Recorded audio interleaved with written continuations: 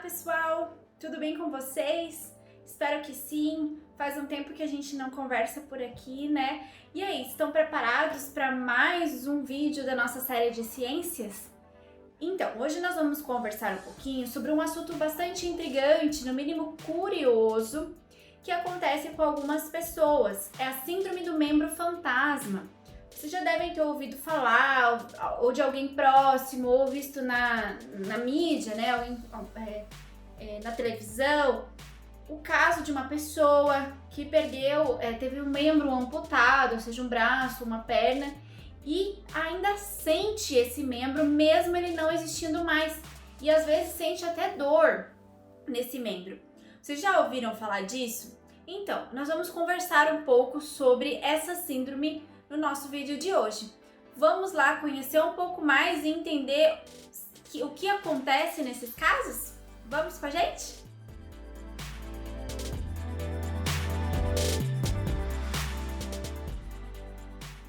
Então, primeiramente, eu queria conversar com vocês fazendo uma diferenciação entre os dois termos. O primeiro deles é o termo sensação do membro fantasma. Isso acontece quando a pessoa tem um membro amputado e ela continua sentindo esse membro. Isso a gente chama de sensação do membro fantasma. É como se aquele membro ainda existisse para aquela pessoa. E muitas vezes ela ainda sente a mesma extensão do membro, o peso do membro. A situação pode ser tão vívida que ela tenta agarrar objetos com um membro que não existe. Isso pode acontecer quando uma pessoa perde um braço, uma perna.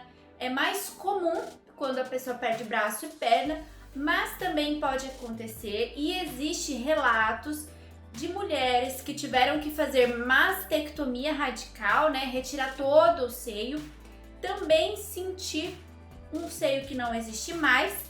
E também tem alguns casos de relatos na literatura de pessoas que tiveram órgãos internos retirados e ainda ter a sensação de que eles existem. Por exemplo, mulheres que tiveram o útero retirado ainda sentiam algumas cólicas menstruais, que não deveria ser mais sentida, porque se não tem mais o útero, não tem mais menstruação.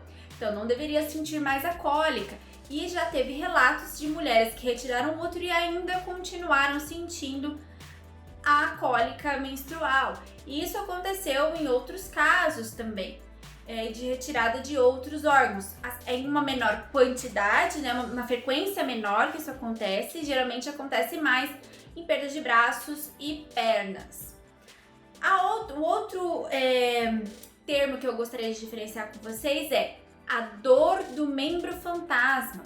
Em alguns casos, as pessoas que perdem os membros, elas têm dor nesse membro que não existe mais. Elas sentem dor no braço que não existe. E essa dor acontece dentro de uma semana após a amputação e ela pode se prolongar até a vida inteira daquela pessoa. O que é terrível, o que é um incômodo absurdo e causa bastante transtorno na vida daquela pessoa. E é uma dificuldade muito grande de tratamento, porque você imagina sentir dor em algo que não existe. Como que se trata isso? É uma dificuldade muito grande, é um desafio até hoje muito grande da medicina. O que fazer nesses casos? Vários estudos têm sido feitos com relação ao porquê e como a gente consegue resolver essa questão, mas ainda os tratamentos não são muito eficazes. A gente tem tratamento com ansiolítico para ansiedade, antidepressivo, analgésico para dor, mas assim, nada que cura essa dor do membro fantasma. E às vezes mesmo com esse tratamento medicamentoso e às vezes um tratamento cirúrgico não consegue aliviar a dor que esse paciente sente nesse membro fantasma. Então eu queria que a gente tivesse entendesse bastante a diferença. Nem todo mundo tem dor no membro fantasma, certo? A dor no membro fantasma depende, às vezes acontece e às vezes não. Então, assim, não quer dizer, são coisas diferentes eu falar dor do membro fantasma e eu falar sensação do membro fantasma. Na sensação, a pessoa acredita que ainda existe aquele braço, né? Ela sente uma coceirinha, sente um formigamento que dá a sensação ainda de que aquele braço existe. Então, a gente tem essa diferenciação de termos. Hoje, o que a gente sabe, o que a literatura, o que a ciência já estudou e acha do porquê que ocorre essa dor do membro, essa síndrome do membro fantasma. Como tudo que envolve o nosso cérebro, nosso sistema nervoso, também a síndrome do membro fantasma é meio que um mistério. Na verdade, assim, como o nosso sistema nervoso é bastante complexo, existe muita dificuldade de entender o que acontece em várias das doenças e várias das síndromes relacionadas a esse sistema. Mas já tem-se algumas teorias, ainda não é um consenso entre todos os médicos, entre toda a classe, mas tem-se alguma ideia. Acredita-se que a sensação do membro fantasma acontece por um mix de fisiológico com psicológico. Antigamente, a sensação do membro fantasma ela é conhecida desde a antiguidade, mas antigamente acreditava-se que era algo totalmente psicológico, que a pessoa estava insana, que ela era maluca, e isso dificultava também as pessoas relatarem e os médicos saberem que isso estava acontecendo, porque as pessoas tinham medo de serem taxadas como loucas e acabavam escondendo que tinham essa sensação de que isso acontecia com elas. Então, depois de um certo tempo, começou-se a aparecer alguns relatos e começou-se a avaliar a influência do fisiológico nesse fenômeno. E o que a gente sabe hoje é que pode ser um mix dos dois.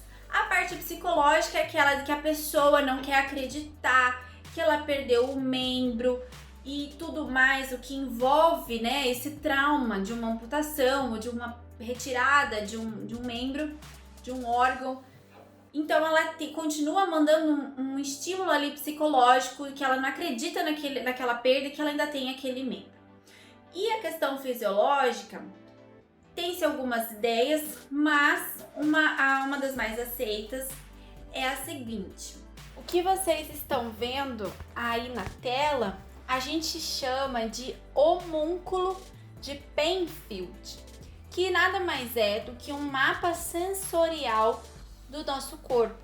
Isso quer dizer que a gente tem no cérebro, no córtex do cérebro, regiões específicas para cada sensação que acontece em cada parte do nosso corpo. Então, vocês podem ver ali que a gente tem a parte das mãos, a parte dos dedos, aí a parte das mãos que vocês estão vendo aí na seta, ela é próximo à parte do rosto. Então, você vê ali que tem os olhos, o nariz, a face próxima ali à região da mão. E o que acontece? Quando você perde um membro, a princípio o teu cérebro não sabe que ele foi perdido. Então ele acredita que aquele membro ainda está ali. Mas com o tempo ocorre neuromodulações, que a gente chama. É como se o nosso sistema nervoso se reajustasse à nova situação. Porque como ele vai mandar estímulos para aquele membro e o membro não existe mais, ele não recebe uma resposta de volta. Quando ele não recebe essa resposta de volta, ele começa a perceber que aquele membro não está mais ali, que ele não funciona. E aí ocorre um rearranjo do sistema nervoso.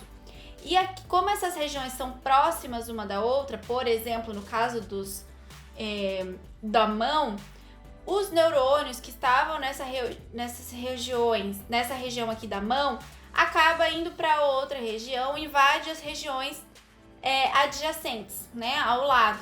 Então, por isso que às vezes algumas pessoas, quando você toca na face, em algumas regiões da face, ela sente o membro perdido.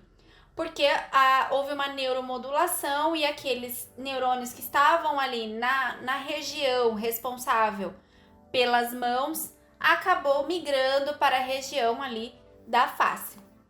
Essa é uma das explicações também do membro fantasma e do porquê que a gente sente, às vezes, as pessoas sentem o membro fantasma ao tocar outras regiões do corpo. Então, essa teoria dos mapas sensoriais é a mais dita, mais aceita, mas assim, ela sozinha também não explica 100%. Então, assim, hoje a gente tem ainda muitas pesquisas nessa área, tentativas de novos tratamentos com realidade virtual, porque também se acredita que o visual, o estímulo visual é muito importante também nessa existência da sensação do membro fantasma e que o estímulo visual pode ajudar no alívio do que essa pessoa sente de dor ou esse incômodo, né, da existência ali do membro fantasma. Então tem sido testada essa questão da realidade virtual para novos tratamentos. É algo que a gente ainda tem muito aqui confirmar, a pesquisar.